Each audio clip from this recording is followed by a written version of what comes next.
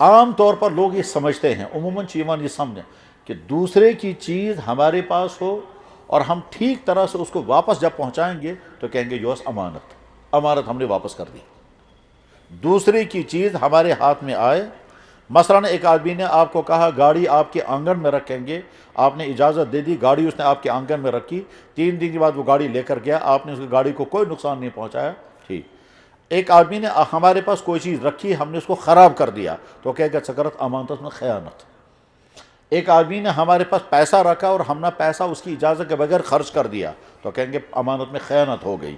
یہ ہے ہمارے ہاں کا مفہوم، لیکن اسلام میں یہ مفہوم اتنا نہیں ہے، اسلام میں بہت وسیع مفہوم ہے۔ میں ان آیتوں کا پہلے ترجمہ کرتا ہوں، پھر حدیث کا ترجمہ کرتا ہوں، پھر موضوع سمجھانے کی کوشش کروں گا۔ اللہ تعالیٰ فرماتے ہیں اللہ تمہیں حکم دیتا ہے امانتیں ادا کرنا، ان اللہ یأمرکم ان تؤدوا الامانات الی اہلہا۔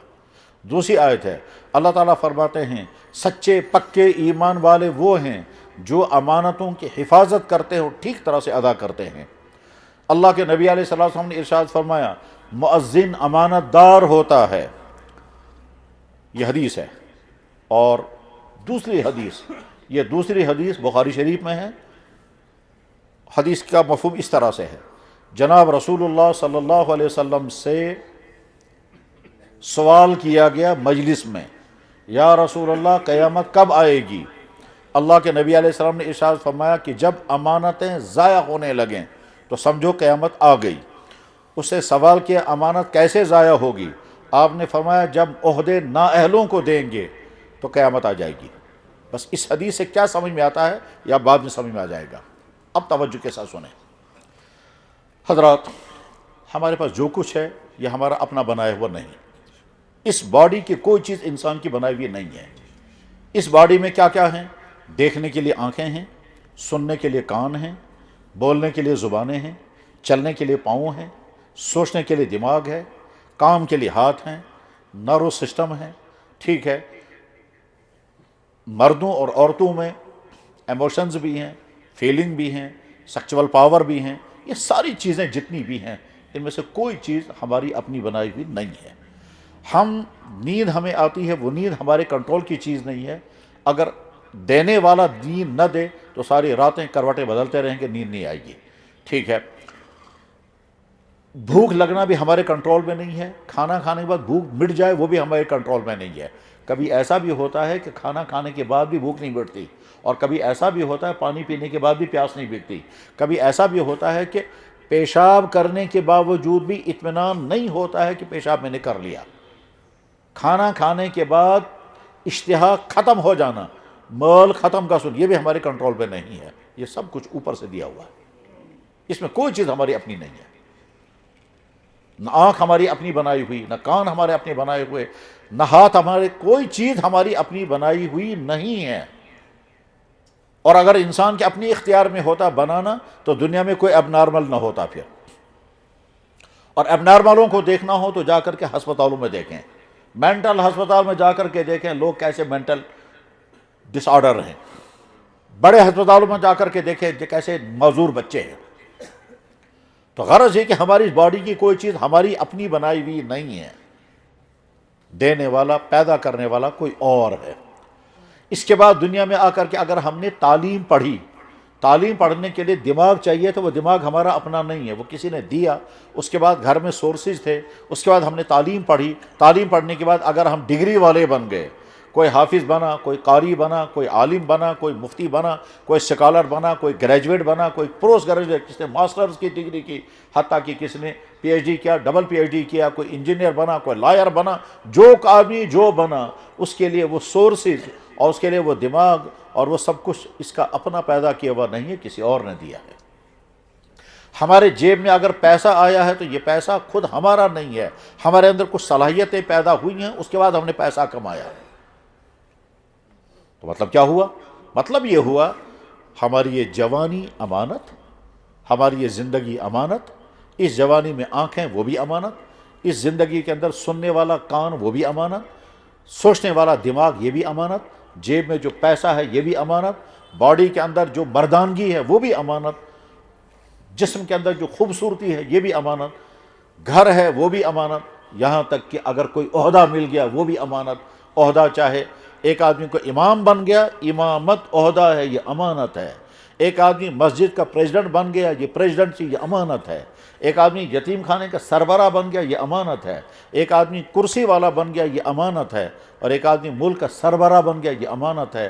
ہر چیز امانت ہے، ہر چیز امانت ہے، کیونکہ کوئی چیز ہماری اپنی بنائی ہوئی نہیں ہے۔ ہمارے دین کا کنسپشن یہ ہے کہ انسانوں تمہارے پاس جو کچھ ہے یہ اللہ کی امانت تمہارے پاس ہے۔ اللہ یہ دیکھ رہے ہیں، میں نے اس کو دیا ہے، میں دیکھوں گا یہ استعمال کیسے کرے گا، اور اس لیے تمہیں ایک ایک چیز کا حساب دینا ہے۔ ان امانتوں میں سب سے پہلی امانت جو ہے وہ جوانی ہے۔ کیوں امانت جوانی؟ اس لیے کہ سٹارٹ یہیں سے ہوتا ہے۔ انسان کی زندگی کے 4 پورشن ہیں، انسان کی زندگی کے 4 سٹیج ہیں۔ پورشن نمبر 1 ماں کے پیٹ میں، وہ ہے 9 مہینے، وہ انسان کے کنٹرول کی چیز نہیں، انسان اس میں کچھ نہیں کر سکتا۔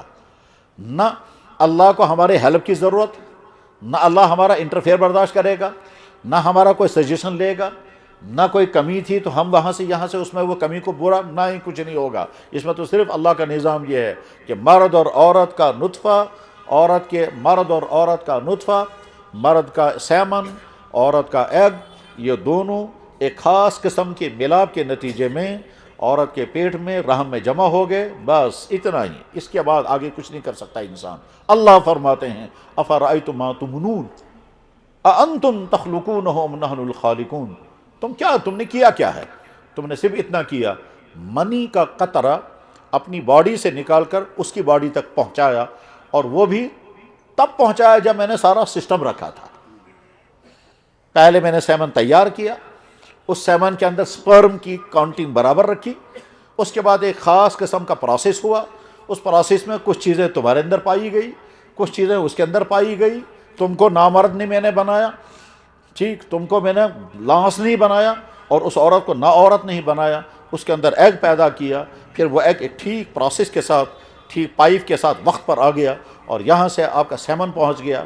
اور اس کے بعد پھر اس بیچ میں تمہارے لیے اس میں نے مزہ بھی رکھا ہے، تم الگ مزہ اٹھا رہے ہو، دوسرا پارٹنر الگ مزہ اٹھا رہا ہے، مجھے مزے سے تھوڑا ہی تھا، مجھے اصل میں یہ کام کرانا تھا۔ اس کے بعد پھر یہ جب ماں کے پیٹ میں یہ دونوں نطفے جمع ہو گئے، آب کا طرز، اللہ اکبر، کبھی دیکھنا سوچنا چاہیے کیا مرد کا وہ لکوڈ جو باڈی سے نکلتا ہے زن چھاسم چھین سے، وہ منی کا قطرہ کیسا ہے؟ جیسے ناک سے نکلنے والا بلغم،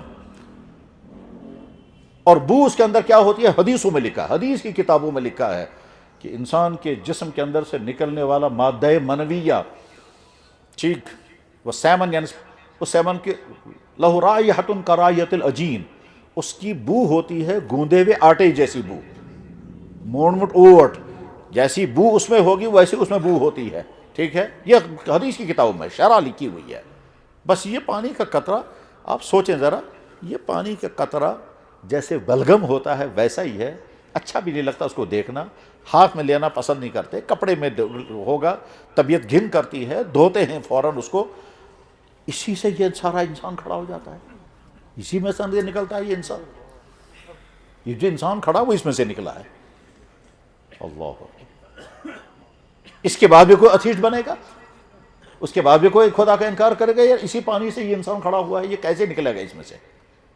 اتنے چھوٹے سے دانے سے اتنا بڑا درخت نکلتا ہے، منی کے قطرے سے یہ انسان کھڑا ہو رہا ہے، یہ کیسے ہوتا ہے؟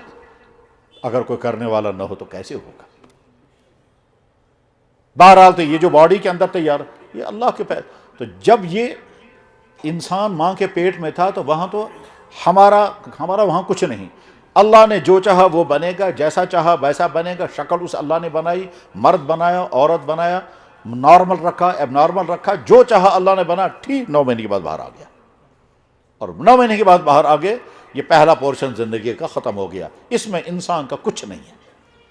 ہاں، آپ صرف آج کے زمانے میں جا کر ٹیسٹ کریں گے، الٹرا ساؤنڈ کریں گے، اور بار بار الٹرا ساؤنڈ کریں گے، پھر ڈاکٹر کہتے ہیں ہارٹ بن رہا ہے یا نہیں، 5 ویک ہو گئے 7 ویک ہو گئے، بس ویکنگ کے ساتھ، اور کبھی ڈاکٹر کہے گا اب نارمل ہے بچہ، ایبارٹ کر دو، کبھی مسکیریج ہو جائے گا، کبھی کچھ ہوگا، لیکن انسان آگے اس کمی کو دور نہیں کر سکتا۔ اگر ماں کے پیٹ میں کوئی کمی رہ گئی، ڈاکٹر جو ہیں وہ تھوڑا سا علاج تو کر سکتے ہیں، لیکن نہیں۔ بہرحال جب وہ دنیا میں آتا ہے انسان تو دوسرا سٹیج شروع ہو گیا، یہ دوسرا سٹیج اس کا شروع ہو گیا، یہ بالغ ہونے تک ہے، اور اس میں بھی اللہ کی طرف سے اس بندے پر کوئی حکم نہیں ہے، بس ابھی تو تم کو گروتھ کرنی ہے، ابھی تو تم اپنی جوانی کو آگے چلاؤ، اور جو ہی بالغ ہو جائے گا۔ آج رات کو کسی لڑکے کو غسل فرض ہو گیا، آج تک یہ نابالغ تھا، کل سے یہ بالغ انسان بن گیا۔ آج رات کو کسی بچے کو وہ ہوا جس کے نتیجے میں یہ کل سے بالغ مانا جائے گا۔ بالغ کب ہوتا ہے انسان؟ کہ ابھی تک غسل فرض نہیں ہوا تو آپ نابالغ ہیں۔ جس ٹائم پر، جس لمحے میں آپ پر پہلا غسل فرض ہو گیا، جس لمحے پر آپ کا پہلی مرتبہ کا ڈسچارج ہوا، جس مرتبہ پہلی مرتبہ آپ کو وہ عمل ہوا جس کو احتلام کہتے ہیں، تو لڑکا بالغ ہو جاتا ہے۔ سب اسی طرح سے بیٹی نابالغ ہیں، جب پہلا مینسز اسے آئے گا تو یہ بالغ ہو جائے گی۔ آج شام تک اس بچے کو غسل فرض نہیں ہوا تو یہ نابالغ ہے۔ رات کو یہ سویا، رات کے 3 بجے پہلی مرتبہ اس کو غسل فرض ہو گیا، تو صبح فجر کی نماز پر یہ جب اٹھے گا تو یہ بالغ انسان ہے۔ کل رات اس نے مغرب کی نماز نہیں پڑھی، کوئی جرم نہیں، آج فجر کی نماز نہیں پڑھے گا تو مجرم، کیونکہ بالغ بن گیا، تو نئی زندگی سٹارٹ ہو گئی۔ زندگی کا تیسرا سٹیج، اور یہی سب سے اہم ترین معاملہ، یہاں سے اب آپ باقاعدہ بالغ ہیں۔ کل رات اللہ نے آپ کو نہیں کہا اقیم الصلاۃ، نماز پڑھو، آج صبح اللہ فرمانے کھڑے ہو جاؤ نماز پڑھو۔ تم کل نابالغ تھے اس لیے میرا آرڈر نہیں آیا، آج تم بالغ ہو، میرا حکم آ گیا۔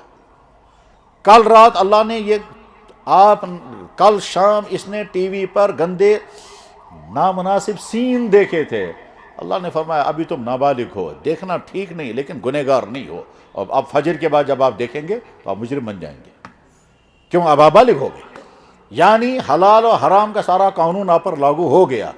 جناب والا آج تک آپ نے جوائن نہیں کیا تھا، اس لیے آپ پر کوئی قانون لاگو نہیں ہوا تھا، آج کے بعد آپ نے جوائن کر لیا، اور کنٹونمنٹ ایریے میں اگر آپ آ گئے تو آپ کے لیے سارا قانون لاگو ہو گیا۔ تو جناب آج تک آپ تھے نابالغ، نہ آپ پر نماز فرض، نہ روزہ فرض، نہ زکوٰۃ فرض، نہ حج فرض، موبائل کا غلط یوز کرو گے بہت بڑی غلطی ہے مگر مجرم نہیں، ٹھیک ہے؟ تم چوری کرو گے تو ہاتھ نہیں کٹے گا، اور تم گالیاں دو گے تو ہماری طرف سے کوئی ایکشن تمہارے خلاف نہیں لیا جائے گا۔ ابھی فرشتوں کو آپ کے خلاف، آپ کے لیے ڈیوٹی میں لگایا ہی نہیں گیا، کیونکہ آپ تو نابالغ ہیں، ابھی فرشتے ابھی آرام کر رہے ہیں، انتظار کر رہے ہیں کب آپ بالغ ہو جائیں گے۔ اور آج رات آپ پہلی مرتبہ بالغ ہو گئے، آج رات تم کو پہلی مرتبہ وقع لکم عمل الاحتلام، آج رات تم کو پہلی مرتبہ نائٹ فال ہوا ہے، آج تم کو پہلی مرتبہ مینسز کا واقعہ پیش آ گیا ہے، تم کو پہلے سمجھ بھی نہیں آیا یہ ہوا کیا، لیکن ہو گیا یہ واقعہ، تو صبح سے اب آپ بالغ ہیں، نماز بھی فرض ہے، روزہ بھی فرض ہے، پیسہ تمہارے پاس ہے تو زکوٰۃ بھی فرض ہے، اور اگر اور زیادہ پیسہ ہوگا تو حج بھی فرض ہو گیا۔ آج کے بعد تم ماں باپ کے سامنے بد کلامی کرو گے تو مجرم بن جاؤ گے، کل تم ماں باپ کو بد کلامی کر رہے تھے، ہم نے تم کو مجرم ڈکلیئر نہیں کیا کیونکہ تم نابالغ تھے، تو زندگی کا دوسرا پورشن سٹارٹ ہو گیا۔ اب اللہ تعالیٰ فرماتے دیکھو تم بالغ ہو گئے نا، اب تمہارا یہ ٹین ایج چل رہا ہے، اس ٹین ایج میں اپنی باڈی کی حفاظت کرنا، یہ گروتھ کر رہی ہے، اس گروتھ کرنے والی باڈی کو نقصان نہیں پہنچانا، کیونکہ آگے چل کر تم کو مرد بن کر زندگی گزارنی ہے، اور جب تم مرد بن کر زندگی گزارو گے اس کے لیے تم کو بالکل فل باڈی والا مرد چاہیے۔ اس باڈی کا فزیکل نقصان نہیں کرنا، اس باڈی کو ایسا مت کر، نہ اس کو گندی چیزیں کھلاؤ، نہ مضر صحت چیزیں کھلاؤ، ہر وہ چیز جس کی وجہ سے تمہارے اس گروتھنگ کو رکاوٹ آ جائے وہ نہیں کرنا۔